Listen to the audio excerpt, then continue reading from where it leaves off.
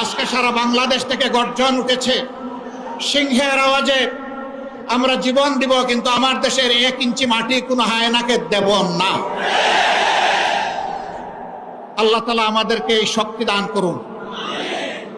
24-এর আমাদের সন্তান, বুকের সন্তান, যুবক যুবতীরা, তারা যে অন্যায়ের বিরুদ্ধে বুক চিতিয়ে লড়াই করেছে, আল্লাহর কাছে চাই, হে আল্লাহ, তুমি তাদের অন্তর দেশপ্রেম এবং তোমার ইমানের নূর দিয়ে পরিপূর্ণ করে দাও।